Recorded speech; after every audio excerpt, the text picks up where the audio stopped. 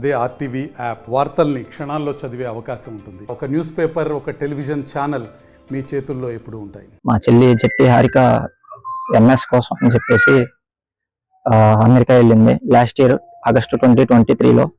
కరెక్ట్గా 11 నెలలు కూడా అవ్వట్లేదు. ఈరోజు పొద్దున 9 గంటలకి చేసి మీ అమ్మాయి ఇంకా లేదు, చనిపోయిందని చెప్పారు.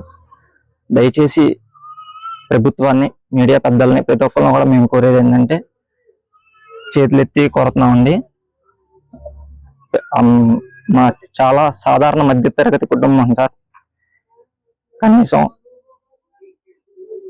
లోన్లు పెట్టి పంపించి ఏదో ఉన్నత స్థాయిలో చూడాలని చెప్పేసి మా పెద్దల కోరిక వరకు వెళ్ళింది. మా చెల్లి ఈ రోజు లేదనేసరికి ఎవరు కూడా మేము ఇంకా నమ్మలేకపోతున్నాం.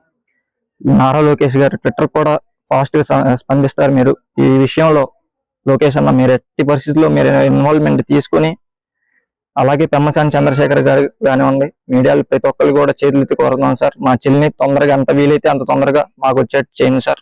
ప్రతి ఒక్కరికి కూడా చేతులెత్తి క్షమాపణ ప్రార్థిస్తున్నాను sir. Nutrition and food and science లో మాస్టర్ చేస్తానికి వెళ్ళింది.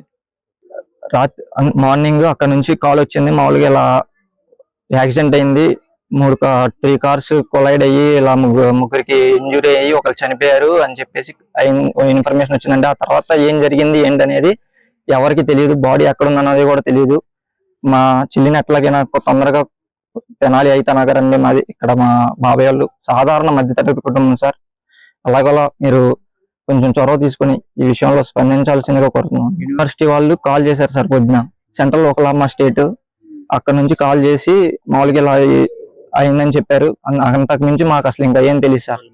ఇంకా కాంటాక్ట్ ఏం లేదు సార్. మా అన్నయ్య అక్కడే ఉంటారు సార్. మా అన్నయ్య వెళ్ళాడు. మా అన్నయ్య వెళ్ళినా సరే సోమవారం దాకా అమ్మాయిని చూపించాము, ఇలా మండే నుంచి స్టార్ట్ అయిద్దని చెప్తున్నారంట. నన్ను చెప్తున్నారంట. మరిన్ని వీడియోస్ కోసం ఛానల్ ని సబ్స్క్రైబ్ చేయండి. లేటెస్ట్ అప్డేట్స్ కోసం వాట్సాప్ ఛానల్ ని ఫాలో చేయండి. అండ్ లింక్ డిస్క్రిప్షన్ లో ఉంది.